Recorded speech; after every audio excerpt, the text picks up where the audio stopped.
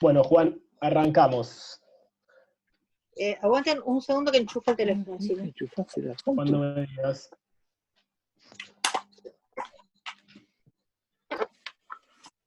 Dale, cuando quieran, chicos. Bueno, te cuento. El jueves pasado, antes de cerrar la charla, leímos un texto que era de Ariel Sher, que se llama Botines, en el cual hace como una biografía muy cortita tuya, en la cual no sé si la leíste, pero relata un suceso en el cual te compran unos botines, que creo que la marca es Fluence, perdóname, pero no llegué a esa marca. Fulvence. Y narra un partido o una situación en la cual vos estás jugando en Independiente de Coronel de Dorrego, si no me equivoco. Coronel Dorrego, sí señor. Independiente de Coronel Dorrego, zapatos Fulvence regalados por mi papá. Bueno, entonces para arrancar y darle continuidad a la clase anterior, queríamos preguntarte cómo son esas primeras experiencias que tenés jugando al fútbol. Bueno, ten en cuenta que yo soy chico, yo fui pibe en los años 50. Una época que teníamos todo el tiempo y el espacio a disposición para jugar. Es decir, que vivíamos, cuando volvíamos de la escuela, vivíamos en la vereda. Además, yo vivía en pueblos, no vivía en ciudades. Y jugar a la pelota, no jugar al fútbol, a la pelota, que es lo anterior, ¿no? Era lo natural, ¿no? Nadie te enseñaba a jugar, lo hacías naturalmente, ¿no? Así que mi primera pelota, igual que mi primera camiseta, son de los 3, 4 años. Mi primera camiseta de Boca me la regalaron a los 4, me la puso mi viejo cuando Boquita se salvó del descenso en el 49, ¿no? Y así que, bueno, está asociada, el juego está asociado a todas esas experiencias. El fútbol a mí me llegó de distintas maneras. Por un lado era la práctica de jugar a la pelota, ¿no? Todos los días en cualquier lado. En la vereda, en el patio, solo, a la siesta, en el living.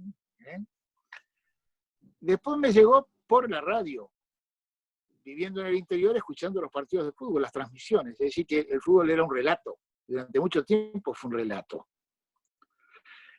Y recién después fue la experiencia de jugar en equipos, de competir, digamos, de competir más formalmente. Cuando sos chico, la única experiencia que tenés, por lo menos en mi generación, era el picado. Es decir, los que jugaban 2 contra 2, 5 contra 5, 3 contra 4, un solo arco, 2 arcos, y en cualquier lugar, ¿no? Así que el fútbol me entró por todos lados. De eso te quería hacer otra consulta. Cuando nosotros trabajamos mucho y hablamos mucho del relato de fútbol y de la construcción del relato sobre, digamos, los hechos, que pueden ser concordantes o no necesariamente. Entonces, cuando empecé a leer y a averiguar un poco de vos, llamé a Ariel Sher, que es como mi vocero y a quien acudo siempre en el programa, y le digo, che, Ariel, contame un poquito de Juan. Y me empieza a contar y leo que hay una parte en la cual dice que jugaste un partido contra Independiente. Entonces le digo a Ariel, esta es información es verdadera porque no me vas a estar chamullando y yo digo que jugó contra Independiente con un equipo de amigos y estoy diciendo cualquier cosa. Me dice, no, yo conozco a varias personas y me dice, es más, lo marcó el Pancho Sá. Y les digo que el Pancho Sá es como una eminencia defensiva de fútbol. ¿Es correcta esa información? De todo eso, además, hay 2 cosas verdaderas. Uno son el afecto de Ariel Sher. Esa es la primera cosa verdadera.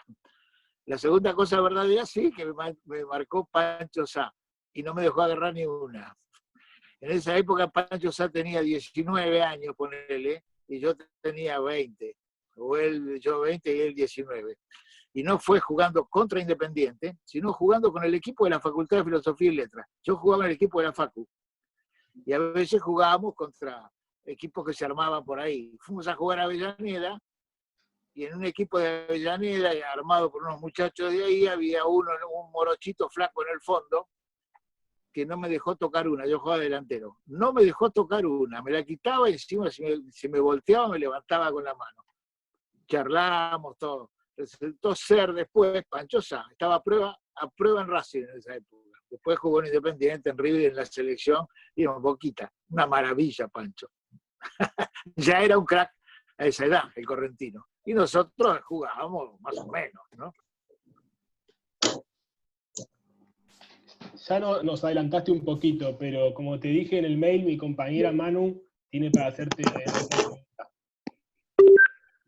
¿Cómo estás? Gracias por sumarte.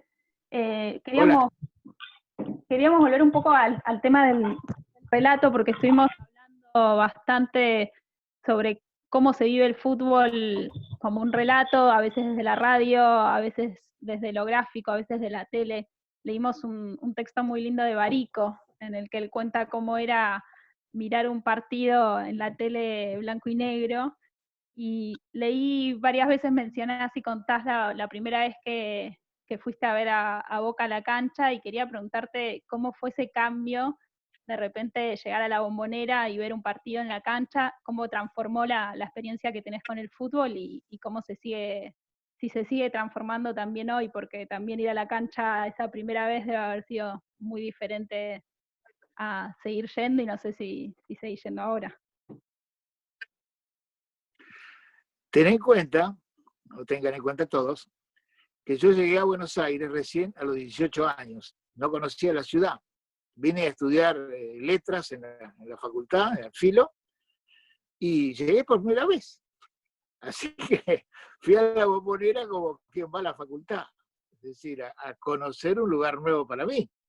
Nunca, no conocía la ciudad, tampoco había ido nunca a un estadio grande. Había jugado incluso en estadios y todo, pero en los pueblos del interior. Nunca en un lugar así. Y viste que a la Bombonera y a las tribunas de la Popular se entra, vas subiendo, no bajás, sino que subís, ¿no? Entonces te asomás y de golpe te salís a una especie de balcón monstruoso y maravilloso, que es la multitud, ¿no? Es un efecto, se te ponen los pies, la piel de gallina, ¿no? Para mí fue una experiencia muy hermosa. Y además tenía la edad suficiente como para aguantarme los apretujones, mirar el partido incómodo, veía, cosa que después dejé, podía estar en la tercera bandeja cómodo y disfrutar muchísimo del amontonamiento y de todo. Fui durante muchos años, durante toda la década del 60, entre mis 18 y mis, qué sé yo, ponerle a los 27, 28, fui siempre. Me tocó una hermosa época de Boca, porque los 60 bosteros son muy buenos, ¿no? Salimos campeones de 62, 64, 65, y después sobre el fin de la década también. Así que fue la época en que fui más al fútbol. Y después volví a ir mucho a la cancha, cuando tuve mis hijos en los 80, en los 70, perdón, cuando mis chicos eran chicos, yo vivía además en la Boca, así que me los llevaba irresponsablemente, uno arriba de los hombros y el otro de la mano, y volví a ir a la Bombonera en los 70 y sobre todo en los 80, ¿no? Fui bastante en esa época, buenas épocas con el Diego, muy malas épocas sobre el final de la década. Y después la tercera época en que empecé a ir mucho a la cancha fue ya como periodista de Página 12, que trabajé bastantes años ahí. Así que tengo distintas etapas de asistencia a la cancha. Siempre hermosamente, pasándola muy bien, muy, pero muy bien.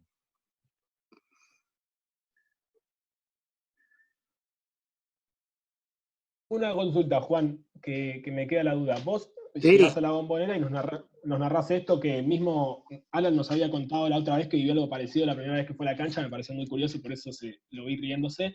Pero me pregunto si la primera vez que vos te acercaste al fútbol fue con la radio, fue con la lectura del gráfico. Entonces, a partir de eso, cuando vos fuiste a la cancha, ¿se equipararon las expectativas o viste otra cosa? Es decir, ¿encontraste lo que querías? ¿Encontraste otra cosa? ¿No tenías una imagen hecha? No. Ten en cuenta que ya tenía una experiencia ya como jugador, aunque fuera pseudo profesional, ya me estaba probando en equipos, quiere decir que yo tenía una experiencia realista del fútbol. Sabía lo que era, no había estado en una cancha, en un estadio, pero no necesitaba que me inventaran un partido. Yo ya sabía lo que era un partido, lo que el relato construía, más allá de lo que realmente sucedía. Vos tenías, en los años 50, digamos, cuando nuestra experiencia era básicamente radial, tenías 3 o 4 transmisiones distintas, y esas transmisiones distintas de un mismo partido, ¿no es cierto?, te contaban partidos diferentes. Obviamente. Mi papá, por ejemplo, prescindía de algunos relatores, por ejemplo, uno que se llamaba Alfredo Aróstegui, conocido como el relator olímpico, porque según mi papá, para Aróstegui todos los partidos eran iguales. ¿Qué quiere decir que todos los partidos eran iguales? Eso es muy lindo, ¿eh? Que tenía tal cantidad de repertorio de frases hechas, preconcebidas, para describir situaciones en general, que todos los partidos se parecían. Pasaban 4 o 5 cosas, ¿no? Sale la pelota del campo de juego. Será el encargado de ponerla otra vez en movimiento, el número 4, Álvarez. Se produce un amontonamiento. Salta un delantero, le entrega la pelota a un compañero. ¿De qué carajo hablaba? Te contaba un partido en generalidades. Era muy común eso, ¿no? Es decir, las referencias eran muy amplias, porque todavía no competían con la tele, ese es el dato. A partir de José María Muñoz, el relator olímpico, ¿no? El relator de América, perdón, a partir de José María Muñoz en Radio Rivadavia, el relato se hizo mucho más específico. ¿Por qué? Porque Muñoz ya competía con la tele. Es decir, no podía decir generalidades, sino que tenía que decir si Bocchini iba por izquierda, iba por derecha, a cuántos metros estaba del área, a quién tenía por izquierda, quién lo salió a marcar, porque la tele estaba encendida. ¿Se entiende? Sí, clarísimo. Me surge una En la duda. misma A la radio le Sí, perdón. Sí, adelante. a la radio en ese momento, ¿le competía algo gráfico, algo de lectura o no necesariamente? No entiendo la pregunta. Vos me decís que cuando surge la tele compite con la radio. Bueno, cuando estaba solo la radio, ¿le competía alguna plataforma de lectura, ya sea el gráfico, ponele, es la que me vino a la mente? No. La radio era lo único que se daba en el momento. Ten en cuenta que yo vivía en el interior, el gráfico salía una vez por semana, llegaba ya a ponerle los miércoles, ¿no? O los viernes. Y el único diario que vos tenías, yo en la época que vivía en Mar del Plata, por ejemplo, el único diario que salía, vos salías el domingo a la tarde del cine, habías ido al cine el domingo a la tarde, los partidos se jugaban todos los domingos, no se jugaban diseminados a lo largo del fin de semana. Salías de la sección Ronda, poner en la tarde, a las 8:30 de la noche, te comprabas La Razón Sexta, que llegaba a las 8. Y ahí te enterabas del resultado del partido, ¿no? Es decir, y La Razón, el comentario de La Razón, La Razón hacía un seguimiento puntual, minuto a minuto, ¿no? Entonces, la crónica decía, a los tantos minutos estaba pegó en el palo, que este y que el otro, ¿no?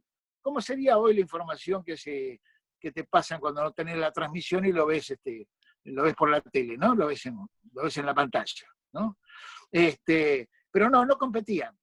No competían porque tenían ritmos, velocidades y momentos de descripción diferentes.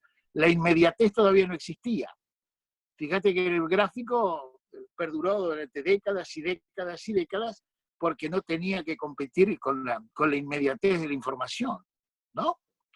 Y cuando ya no pudo competir más con la inmediatez, dejó de ser un semanario, pasó a ser una revista especializada.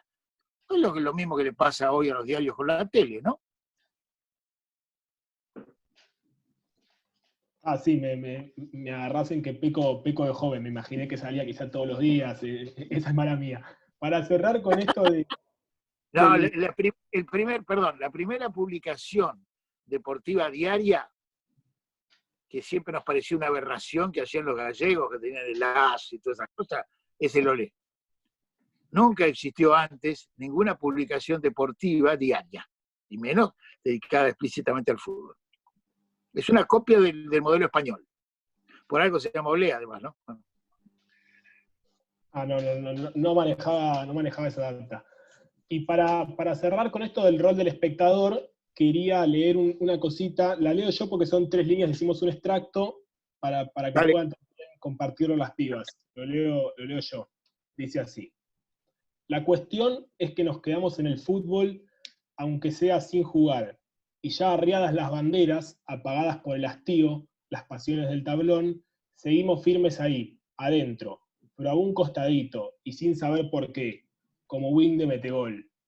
Que win de metegol me sirve de espacio, es un libro, hago una intro. Juan tiene algunos libros de fútbol, win de metegol es en el cual, corregime si no, usa el fútbol y lo estudia más analíticamente. Es decir, vas más sobre los temas. Quizá en otro lo tocas de otro modo. Claro. Tal Entonces, cual. Exacto. en Win de Metegol hay un relato que nos parecía, con Manu lo elegimos, muy interesante, para empezar a pensar el fútbol como eje, como tema. Entonces, si querés lo podés leer, o si nos querés contar algo antes del relato, y yo les comparto a las chicas el relato. Bueno, yo te cuento las cosas que les muestro a las chicas las cosas que fui escribiendo sobre fútbol. Yo empecé a escribir sobre fútbol a fines de los 70, cuando todavía no era muy, muy frecuente. Y de los primeros textos del resultado fue un libro que se llama El Día del Arquero, que ilustró el negrito Fontana Rosa y que salió por Ediciones de la Flor, y que casualmente es el primer libro que publiqué a principios de los 80. Después escribí otro, que es una reunión de cuentos que se llama Picado Grueso. Y esta fue la reunión de un montonazo de cuentos de fútbol publicados en distintos lugares. Después escribí uno sobre los mundiales, Argentina en los mundiales, que se llama La Patria Transpirada, que también tiene varias ediciones y acompaña a todas las actuaciones argentinas en los mundiales. Y el que vos decís es que yo quiero mucho, es un librito que quiero mucho, mucho, que precisamente se llama Win de Metegol, ¿no? El refrán dice, firme ahí al costado como Win de Metegol, ¿no? Bueno, esa posición de firme al costado es la que se refiere a mi condición en ese momento, ¿no? ¿Querés que te lea el texto ese? Dame un segundo que lo comparto, yo te aviso Dale. cuando arrancar. Un segundito. Cuando vos digas, Nico. Cuando quieras. Como bien decías, este libro habla un poco, es una reflexión un poco más general, conceptual sobre el fútbol, ¿no? Sobre qué significa para nosotros. Y este texto, que es el tercero del libro, se llama La vida y el fútbol. Todos los grandes deportes modernos, desde el básquet y el béisbol hasta el fútbol americano y el fútbol a secas, suponen en su práctica y en su reglamentación una idea y un manejo del tiempo, una concepción de la pérdida, es decir, de la muerte, una filosofía de la acción, una ética en las relaciones con la ley y con los otros, una manera al fin de otorgarle sentido a la vida. Algunos ejemplos gruesos de sus diferencias. Por ejemplo, no es lo mismo competir con la posibilidad del empate que sin ella. No se vive igual un deporte que se practica que otro al que se asiste como espectador. Hay deportes que son buenos para jugar e insoportables para ver. Hay otros que son también o solamente espectáculo. Entre todos ellos, el fútbol tiene un lugar especial, hecho curiosamente de lugares comunes. La idea central, aunque los fundamentos serían largos de detallar, es que la innegable popularidad del fútbol se fundamenta en el hecho de que la mayoría de la gente vive la vida como un partido de fútbol, o, a la inversa, que un partido de fútbol es lo más parecido a cierto tipo de vida nada excepcional, la vida cotidiana. Camus dijo que todo lo que sabía sobre la condición humana lo había aprendido en una cancha de fútbol. Con otras palabras, Fontana Rosa ha demostrado algo parecido. Y la clave parece estar en la diversidad de las posibilidades que ofrece, en lo informe que es el fútbol. El ingreso absolutamente irrestricto a su práctica, ya que cualquiera puede jugar. Segundo, la variedad infinita de tácticas y técnicas para lograr similares objetivos. Tercero, la suma, resta o multiplicación de lo colectivo con lo individual. Cuarto, la evidencia de combinar toda la gama de aptitudes. Pueden ser físicas, anímicas y artísticas, en diferentes proporciones en distintos hombres. La mezcla imprevisible de sensibilidad, valor e inteligencia. La gama de sentimientos poderosos, extremos, que genera jugándolo o como mero espectador. Quiero decir, el fútbol, todo el fútbol, como juego, competencia, espectáculo y negocio, tiene la belleza violenta e inexplicable del mundo, el equilibrio inestable y mágico de confrontar y compensar elementos heterogéneos. Pero no es el mundo, no es la vida, es un simulacro, es una actividad gratuita, arbitraria, es una creación cultural pura en la que se recrea cada vez la aventura de jugar. Y esa me parece que es la idea básica. En el picado, por ejemplo, incidental y previo a la institucionalización o el espectáculo, prevalece la necesidad del juego por encima de la competencia. Hay que garantizar en un picado que no haya robo para que el hecho de la confrontación se produzca y no se desnaturalice. Esa prioridad que se le da al juego, sobre la que se superponen luego la necesaria competencia y la búsqueda del resultado a cualquier precio, sin llegar a ajustarse jamás, viene entonces del origen.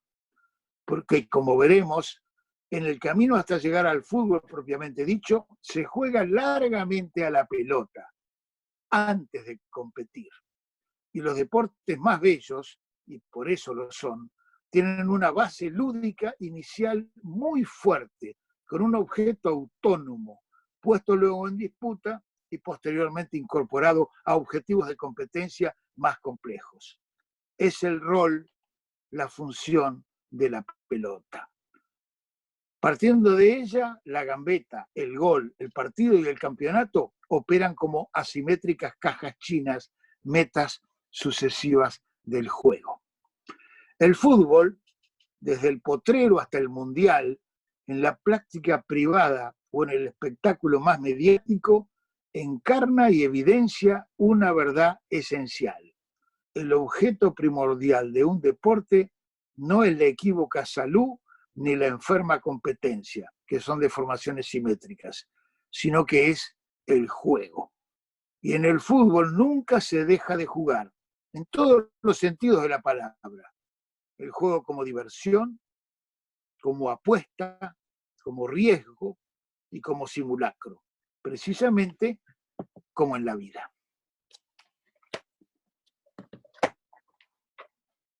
¿Muy plomo? Hermoso. Espectacular.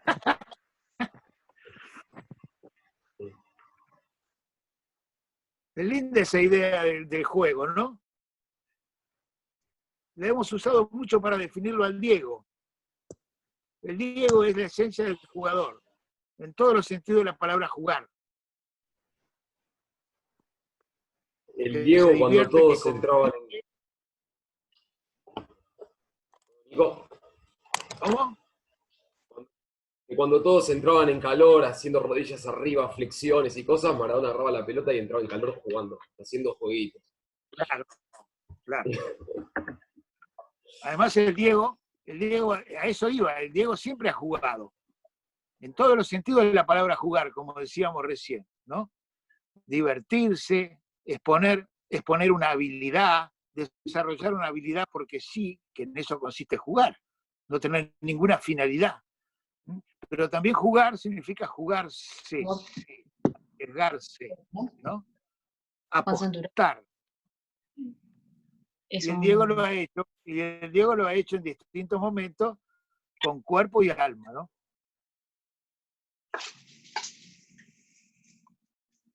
Me gustó mucho la diferencia entre jugar a la pelota y jugar al fútbol, que también cuando empezamos el encuentro la mencionaste. Me parece clave. Y el texto, cuando estábamos eligiendo con Nico, a mí me gustó mucho cómo empieza comparando la vida con un partido de fútbol, porque pensaba en todas las veces que usamos metáforas del fútbol. Seguramente a alguno más le ha pasado acá. A mí, mis amigas que no juegan fútbol me criticaban mucho que contaba anécdotas de cualquier cosa, de la facultad, de la vida amorosa, de viaje en colectivo, con metáforas de fútbol, de partidos de fútbol. Claro. Y es algo que hacemos muchos, y me parece muy buena la comparación.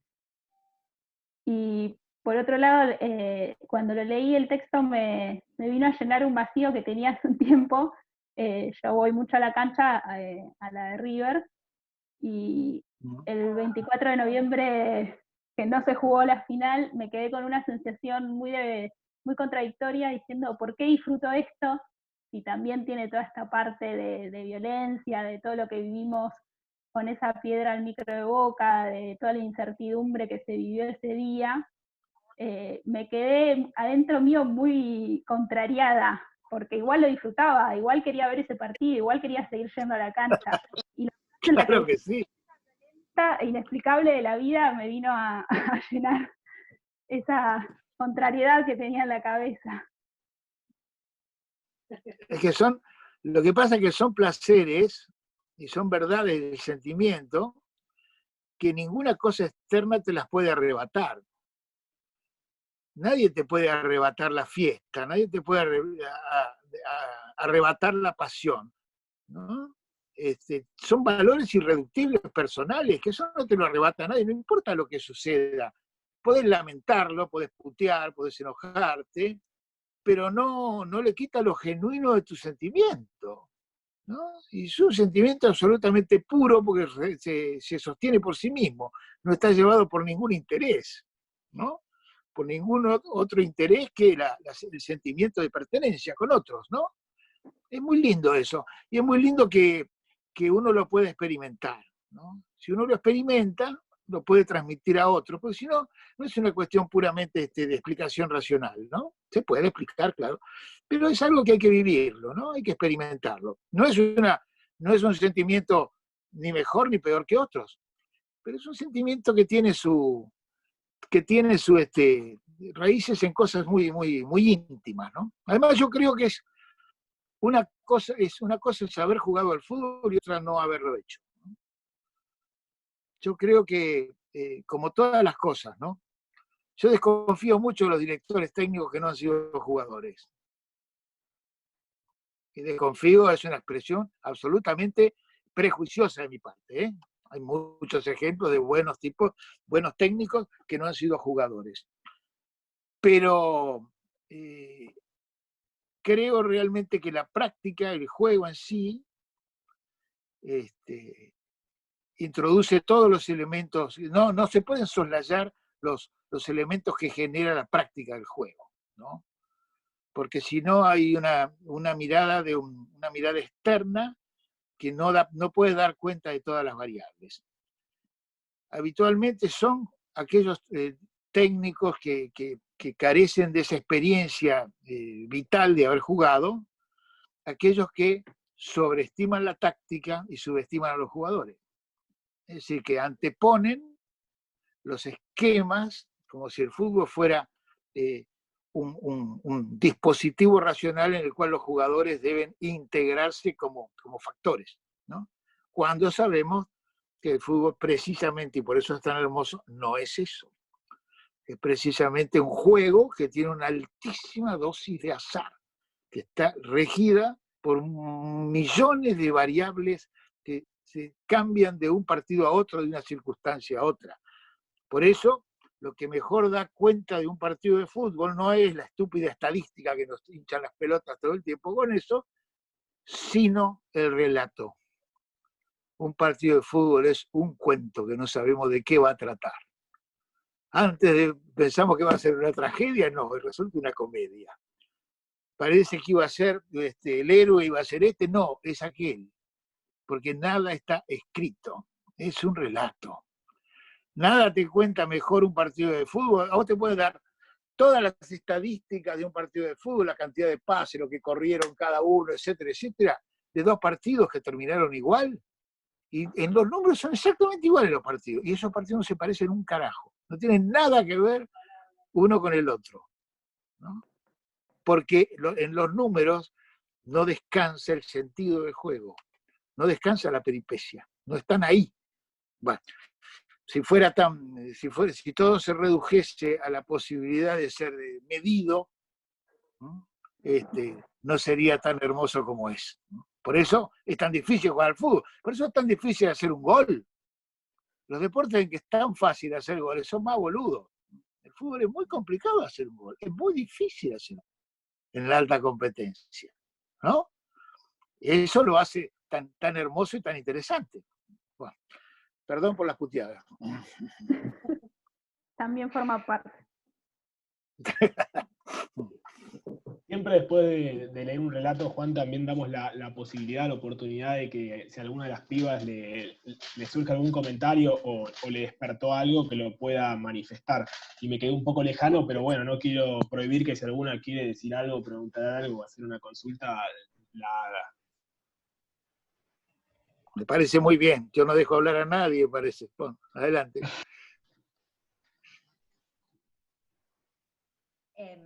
A mí, un poco después del texto y de lo que decías vos, Juan, me quedé pensando sobre todo en esto de los DTs que no jugaron nunca, que desconfías de eso, y a nosotras como pibas nos pasa mucho que el fútbol fue un deporte que en términos de juego y en lo que significaba como juego, nos fue vedado culturalmente y socialmente mucho tiempo. Recién ahora estamos como incorporándonos, y en mi caso particular, leer algo o tuyo de algún otro relato antes de haber jugado al fútbol y después de jugar al fútbol, o incluso pensar cómo escribir también después de haber jugado al fútbol, coincido ahí que también cambia completamente la visión, y incluso me pongo a pensar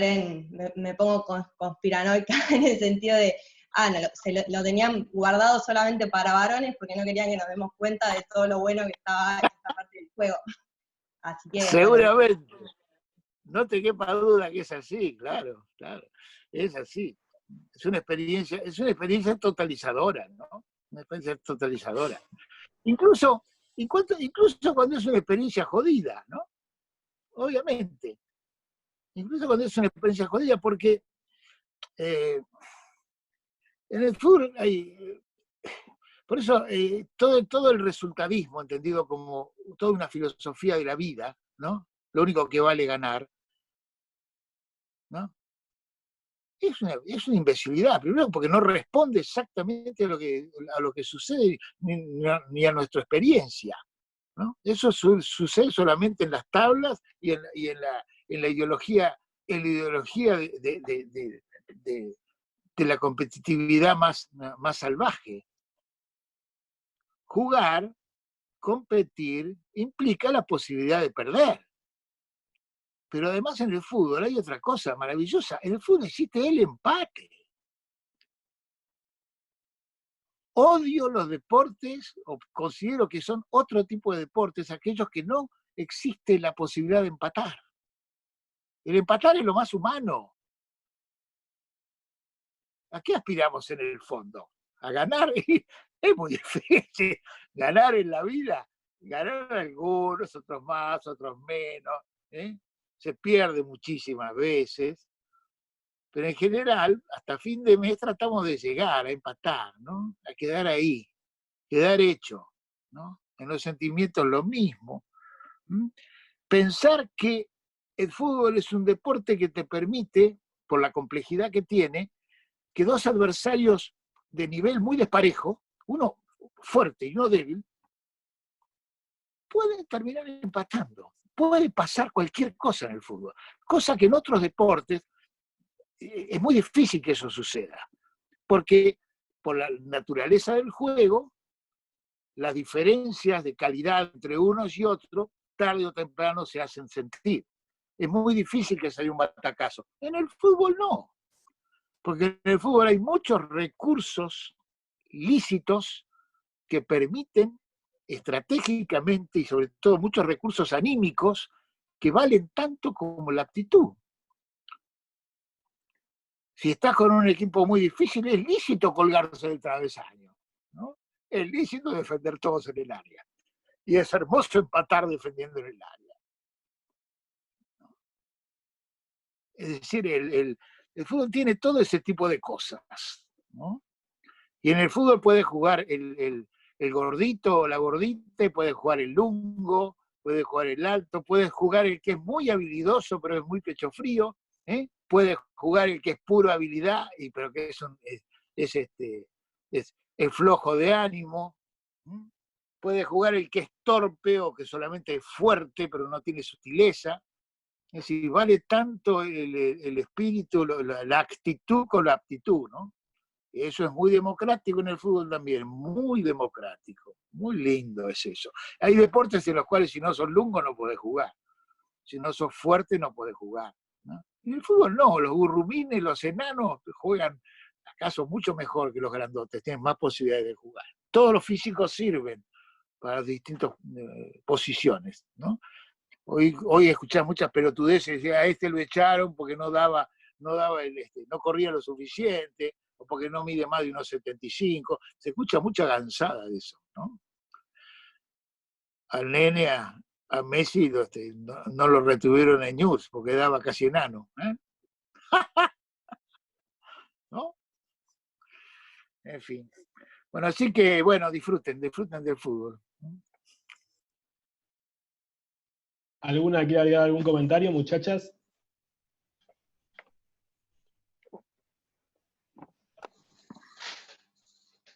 Te agrego algo yo entonces, Juan. Primero que se veían los relatos, pero lo noto más ahora que transpirás a Panzeri, lo transpirás a chorros, lo cual me genera satisfacción.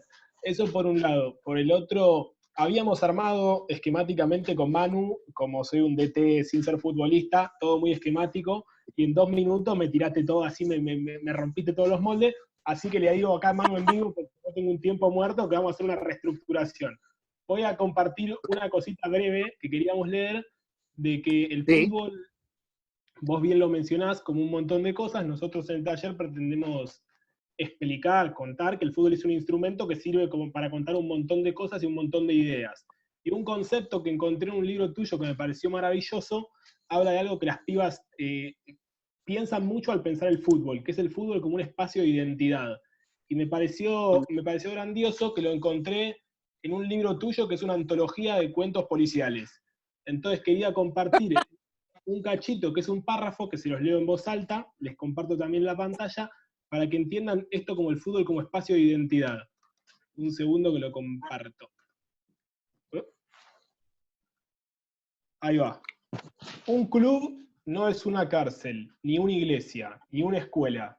Es el espacio del placer personal, el sitio reservado para la afición no productiva, habitualmente el juego, el deporte o las artes. Un club es un lugar de recreación en compañía de miembros afines que comparten intereses o afecciones de este tipo. En estos clubes tan diversos, desplegados por la literatura, se comparten y disfrutan dos cosas: el crimen y el relato del crimen. Juego, deporte y arte del relato y del crimen. Eso es, todas las formas posibles de experimentar y conjurar la máxima de las pasiones, el miedo. Como dijo el maestro Stevenson, antes de que se popularizara la adrenalina. Me parecía que pese a ser un relato policial, se puede enmarcar en el fútbol. ¿Qué te parece? Sí, totalmente, sí. Además el miedo siempre, en la vida, en el fútbol, en el policial, en el amor, es el único enemigo a vencer. El miedo. No hay otra cosa que vencer que el miedo, ¿eh? Es aquello que siempre... Y en el fútbol hay un texto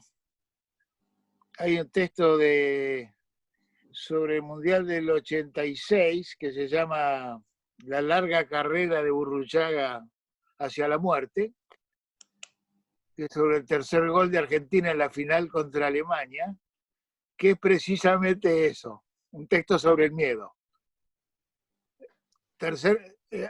Argentina ganaba 2-0, Alemania le empata 2-2, la final de México, ¿no? El Diego nos tenían mal los alemanes, el Diego la pone por arriba de los defensores y pica a Burruchaga solo. Son como 3 o 4 segundos que corre solo con la pelota hacia el arco. Cualquiera se muere de cagazo. Y Burruchaga seguro que tenía muchísimo miedo. Es decir, el momento de su vida. Toda su vida gira alrededor de ese instante, ¿no? Bueno, el fútbol continuamente nos ofrece esas cosas, ¿no? Todo el tiempo nos ofrece esas cosas. Y Burro, cagado de miedo, lo pudo hacer igual, ¿no?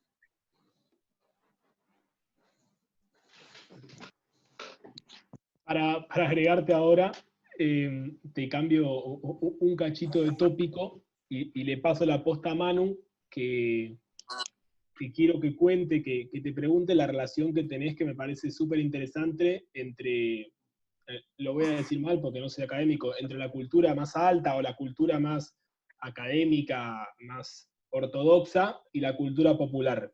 Manu, te paso la posta.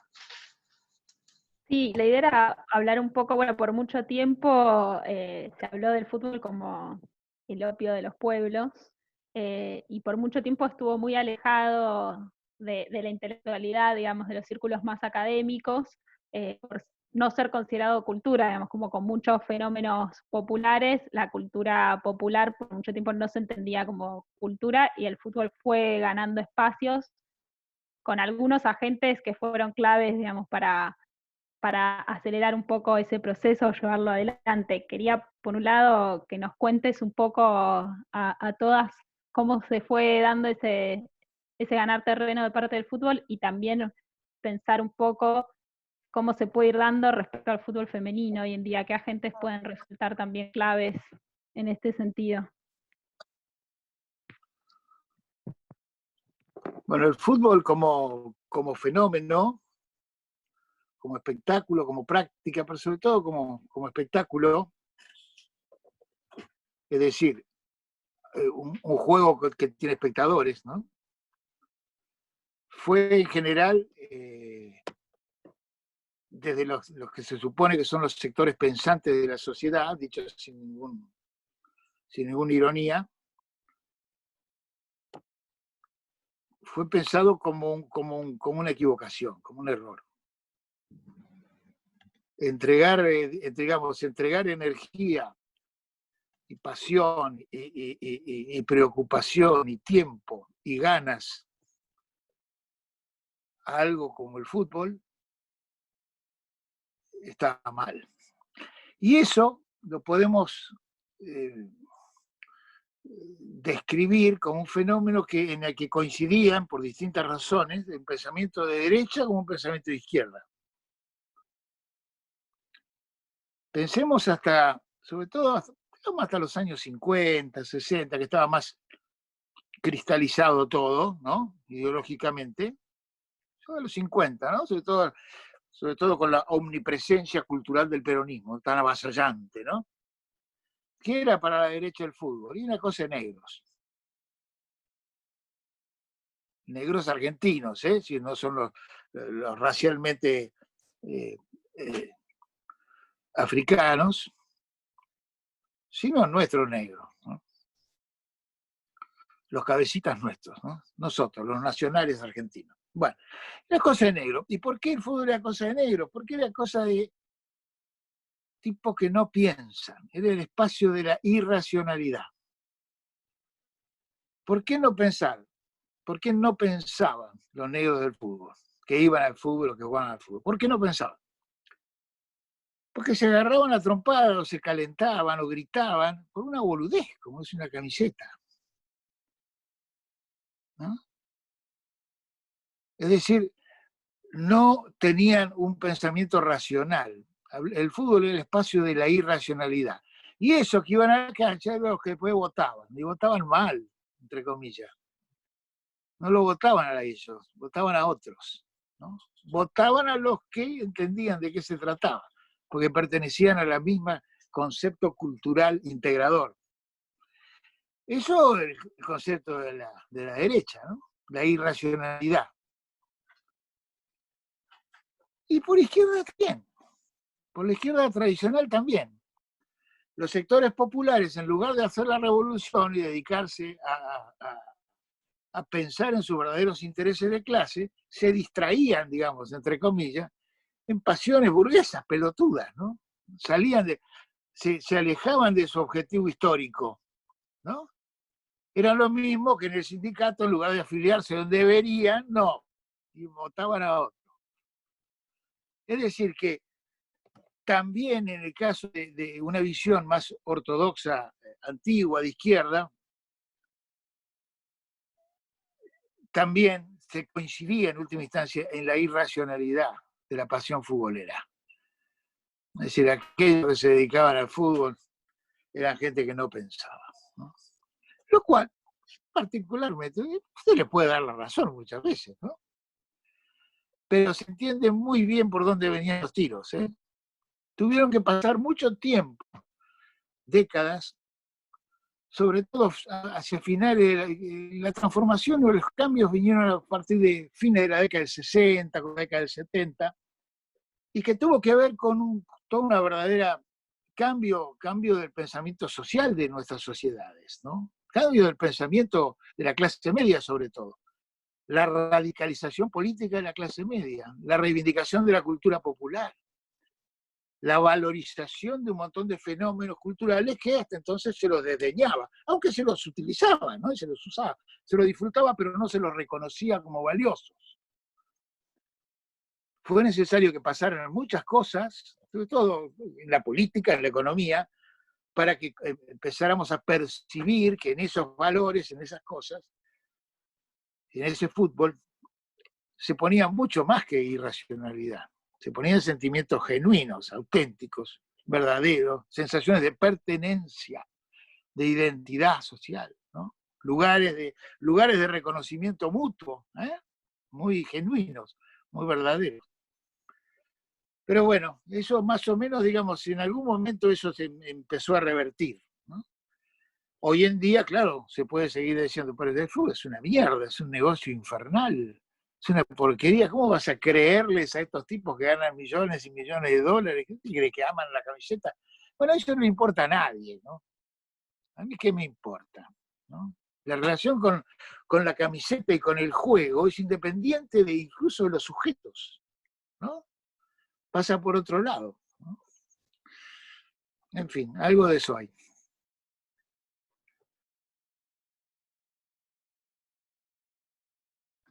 Hablo ahora, Juan, así no preguntamos solo nosotros, hacia alguna de las chicas quiere hacer una pregunta, si hay alguna duda, abrimos la posibilidad de que pregunten ustedes también. Si no, nosotros con Manu tenemos 150 preguntas.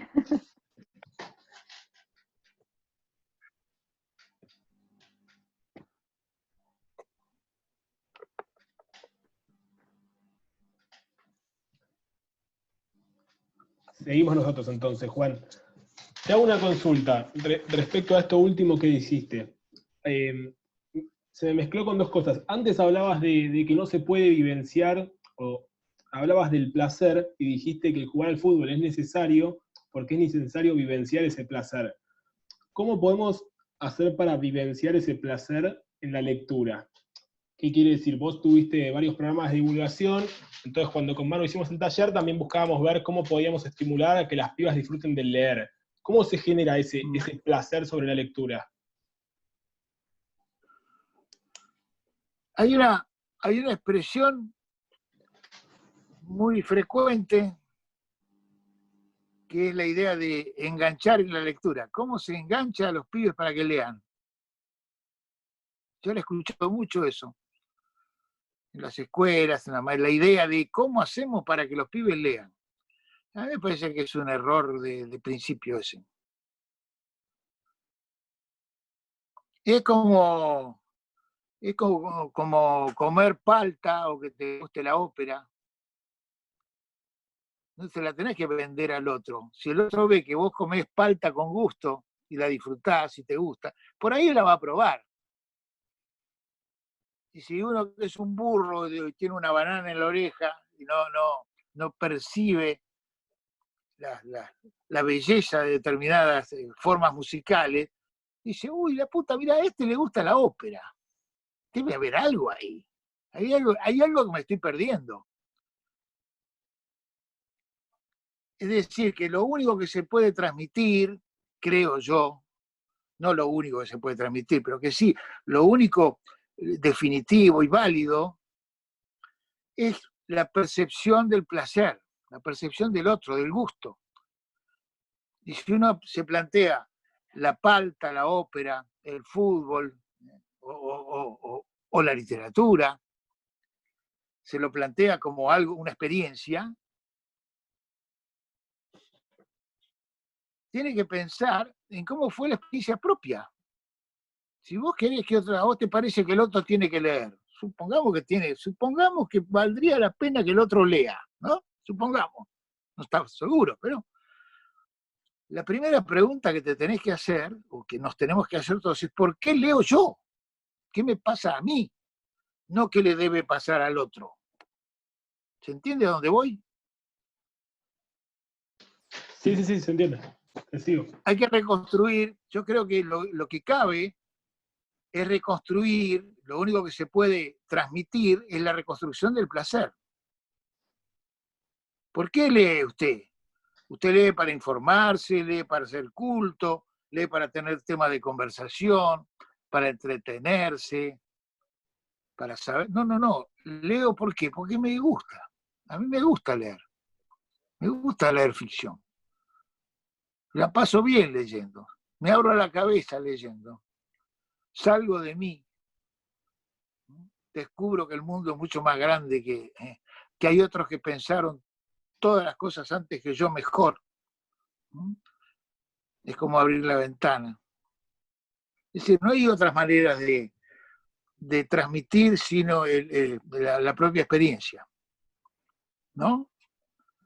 ¿De qué sirve de qué sirve que la maestra tenga en el currículum o lo que tiene que enseñarles o hacerles leer a los pibes un texto de Borges, uno de Hellman, un cuento de Cortázar?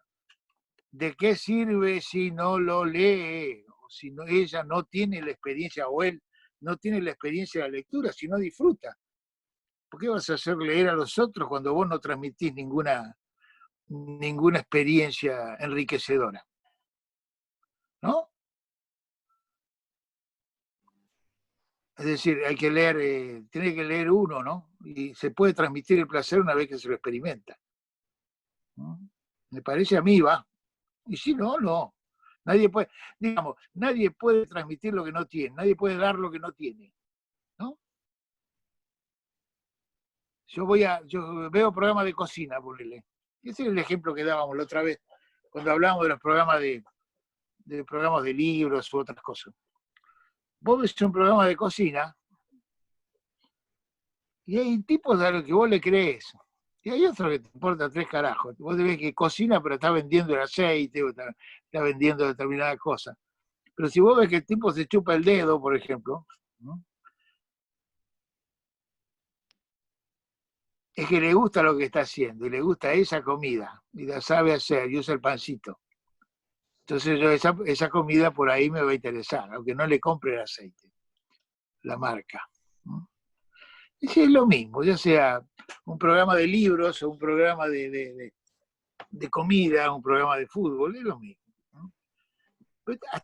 Hasta la gente que transmite los partidos de fútbol y los comenta. Vos escuchás a Diego Latorre. Diego Latorre, como el maestro Perfumo, no solo sabe de fútbol, sino que te transmite el gusto por lo que ve.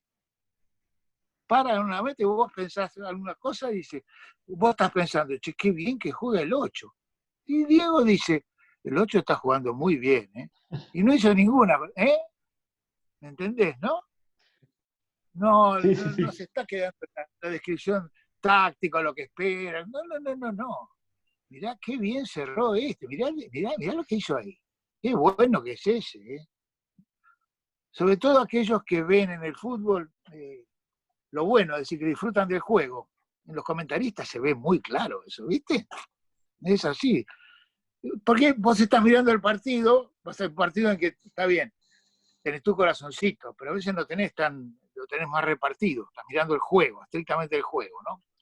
O incluso cuando en un partido en que vos estás de un lado, digamos, con una camiseta puesta, no dejás de ver las calidades y las burradas, tanto de los tuyos como de los otros, ¿no? Y el buen comentarista, el que está mirando como vos el partido, te lo transmite. Sobre todo te transmite las cosas que le gustan, eso es lo bueno, que sí que disfruta. Un partido de mierda, por ejemplo, hay un lateral que cuida la pelota, ¿no? ¿No? Que en general se la da a los que tienen la misma camiseta. O hay un arquero que no hace tiempo, que juega al fútbol, ¿no? O hay un, ¿no? Y bueno, ese gusto por el fútbol, ese placer, ese tipo transmite la esencia del juego. No está justificando todo el tiempo el resultado, el comentario de acuerdo con el resultado lo indica. Lo que dijo 10 minutos antes lo tacha con el codo porque el otro hizo un gol, ¿no? Y opina de acuerdo al resultado. Boludeces, ¿no? No le crees nunca nada, ¿no? Yo te voy a hacer la última pregunta, al menos mía, después abro. Me surgió lo siguiente. Leyendo una entrevista, la verdad es que ahora no me acuerdo quién te la hace, vos manifestás que la lectura lo que tiene es que es un espacio silencioso, individual, solitario. Entonces, ¿cómo esto que vos me decís de transmitir el placer? Por ejemplo, no sé, yo estoy leyendo, mi novia me está mirando y la realidad es que yo no transmito sonrisas. ¿Se entiende? Yo estoy mirando el Atendé a libro tu con cara de novia. serio. ¿Qué estás leyendo? ¿Qué estás leyendo, Gil? Atendé a tu novia. ¿Qué haces leyendo con tu novia? Después, lee después, atendé a tu novia. Bueno, suponete que estoy leyendo con mi tío entonces. Está bien, entendí. Era una chicana, un chiste. No, es cierto, lo de la lectura, hoy se habla mucho sobre, se tematiza mucho sobre el fin de los libros, las pantallas, la sustitución de las páginas, el papel por la pantalla, los textos largos o los textos cortos, la dificultad de mantener la atención, ¿no? Cómo se hace difícil leer.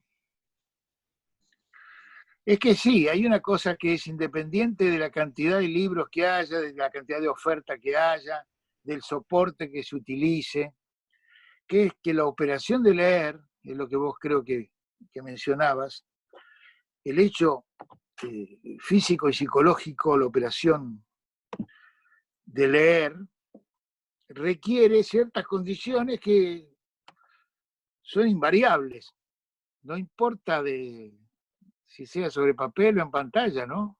O lo que sea. Tenés que estar en silencio, solo, con vos mismo, y con la atención concentrada en una sola cosa. No podés estar haciendo otras cosas al mismo tiempo. Y durante un tiempo prolongado. Este acto de leer en silencio, solo y concentrado, con el correr del tiempo y de las costumbres culturales, se ha ido enrareciendo. Hay muy pocas cosas que hacemos en silencio, solos y concentrados. En general, estamos haciendo varias cosas a la vez o tenemos muchos estímulos simultáneos, ¿no? Más allá de dormir, de ir al baño, leer es la otra cosa que hacemos así. Por eso es medio raro leer ahora. Cuesta adquirir esa costumbre, encontrarle el tiempo para hacerlo. Eso sí me parece que es cierto. Entonces, leer más o leer menos no depende tanto, de ninguna manera depende tanto del soporte. Puede ser un libro nuevo, un libro viejo, un libro roto, una pantalla, un ebook, cualquier cosa puede ser. Eso no cambia demasiado. Es cuestión de gustos nada más. Pero leer, estar concentrado en silencio, solo, haciendo una sola cosa, ¡epa! Eso es lo que nos cuesta.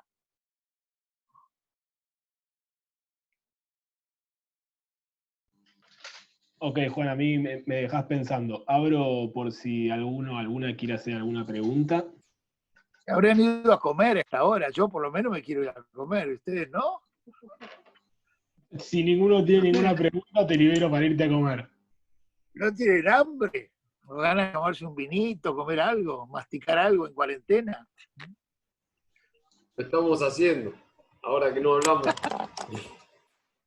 Ah, aprovechan para morfar ustedes. Yo aquí estoy acá totalmente regalado en la cámara. ¿Te das cuenta? Yo no puedo masticar.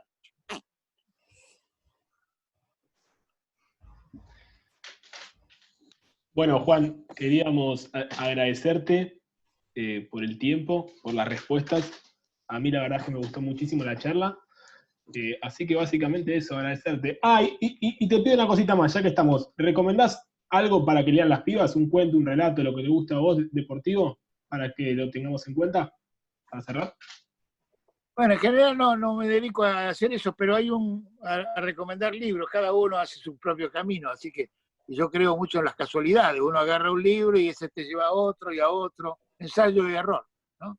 Pero si les gusta el fútbol, es un tema que les interese, la antología esa que hizo hace unos años el Negro Fontana Rosa en Alfaguara, Cuentos de Fútbol Argentino, es muy linda porque es muy variada. Y hay de todo. Hay de textos de Horacio Quiroga, por ejemplo, hasta muy actuales. Y además hay muchas mujeres que escriben, lo cual es muy lindo. Está la Fernández Moreno, está Liliana Hecker, hay un montón. Te interrumpo, Juan, porque ese ya lo compartimos. Pasamos el link y todo. Tirame otra opción porque ese ya es late. Dame un plan B. Bueno, pero ¿qué quiere? ¿Cuentos de fútbol nomás? No, te estoy dando a elegir. No te pongo límite, lo que se te ocurra. Bueno, vamos a poner, mirá, hay un tipo que no escribe de fútbol, pero es, bueno, el último premio Nobel, Peter Hanke. O penúltimo. Se los vendo esos libros, los trabajamos en la editorial. Bueno, hay una novela de Peter Hanke que es muy buena para ¿cómo podemos decir? Para que se clave los futboleros, porque no es de fútbol. Se llama El miedo al penalti. El miedo, sí, bueno, la traducción gallega es horrible. El miedo del portero ante el penalti. Dios mío, ¿de qué carajo habla? Nosotros decimos, el miedo del arquero ante el penal, ¿no? Es una novela extraordinaria, más triste. Bueno, Peter Hanke es pesado, es duro, es muy duro Peter Hanke. Esa novela es muy, pero muy bonita, muy linda de leer, ¿no? Y es una buena manera de entrarle a Peter Hanke. Es linda para leer en el vestuario. Hay un cuento del Negro Fontana Rosa extraordinario que mezcla literatura y fútbol, que no me acuerdo cómo se llama, que es de transcurre, creo que es una conversación, un micro, o algo así, un equipo de fútbol. Y un periodista que habla con un defensor de un equipo del interior, un morocho grandote de esos zagueros recio, que tiene oculto en el bolso, creo que un libro de poemas de Vallejo, que lo lee con mucho pudor, no va a decir que se enteren, ¿no? Es muy lindo. Su secreto es que lee poesía, es muy lindo, muy lindo. No me acuerdo cómo se llama ese cuento. Es muy bueno ese cuento. Acá lo encontré. Mirá, ahí lo encontró Lili, mi mujer lo encontró. ¿Cómo se llama?